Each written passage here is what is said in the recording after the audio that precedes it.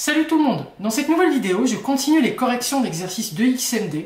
En l'occurrence, je corrige un exercice aujourd'hui qui est issu de l'épreuve de 2021, donc session de juillet. C'est un exercice qui n'est pas difficile, mais qui nécessite un petit peu de concentration.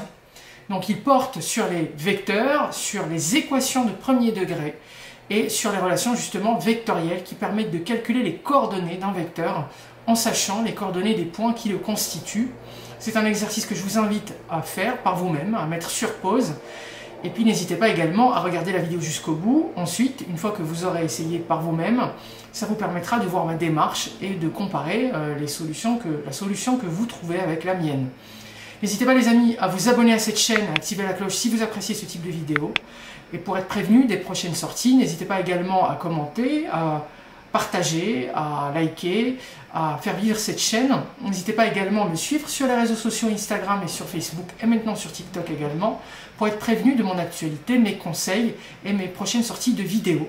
N'hésitez pas si vous appréciez ma pédagogie, ma méthodologie de résolution à m'écrire à mounir.cours.particulier@gmail.com. Vous trouverez l'adresse email en description de cette vidéo. Si vous voulez, par exemple, des cours particuliers, individuels ou collectifs, en mathématiques ou en physique, que vous soyez au lycée, en France, au secondaire en Belgique, ou même au supérieur en France ou en Belgique, n'hésitez surtout pas, j'organise des stages et des cours particuliers, collectifs ou individuels, n'hésitez pas à revenir vers moi sur cette adresse mail-là. Et donc on va commencer la correction de cet exercice. Donc, dans le plan muni d'un repère orthonormé au x, au y, on considère les points. Donc on a les coordonnées des points A, 1, 2, B, x8 et C, 10y, tels que, et donc là j'ai ma condition vectorielle, j'ai une condition sur l'égalité des deux vecteurs, donc entre AB et BC, je sais que 2AB égale ABC, et l'objectif en fait c'est quoi? C'est tout simplement de trouver X et Y. Alors comment est-ce qu'on s'y prend concrètement?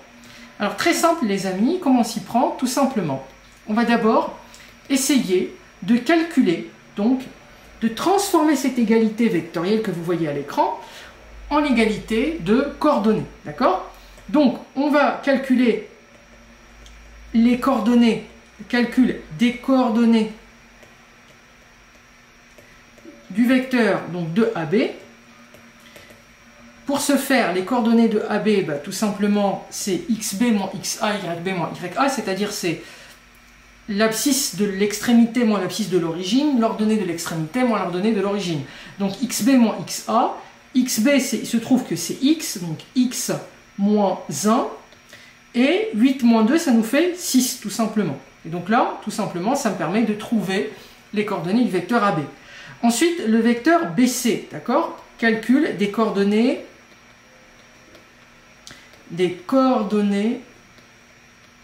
de BC. Alors, on va trouver les coordonnées de BC. Bah, c'est la même chose. Hein. BC, pour pouvoir avoir ces coordonnées, on va faire la même chose. XC moins XB et YC moins YB. Donc, XC moins XB, donc XC c'est 10, hein, comme vous pouvez le voir. Hop. Donc, 10 moins XB qui est égal X. Donc, 10 moins X. 10 moins X. Et YC moins YB, c'est justement Y moins 8. Y moins 8. Très bien. Donc là, on a exprimé ces vecteurs AB et BC. Ok? Super. Donc, ici, comment est-ce qu'on peut traduire cette égalité vectorielle en égalité de vecteurs? En égalité, pardon, de coordonnées.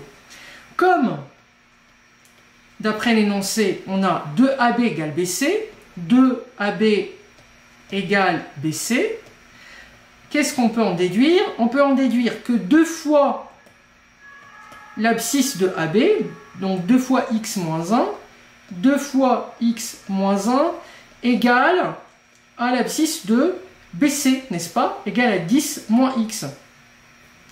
Et, alors, j'ai une petite technique pour vous les amis, pour pas que vous vous trompiez. Vous prenez le vecteur AB, en fait, vous avez 2 fois, et vous mettez le vecteur AB verticalement, d'accord?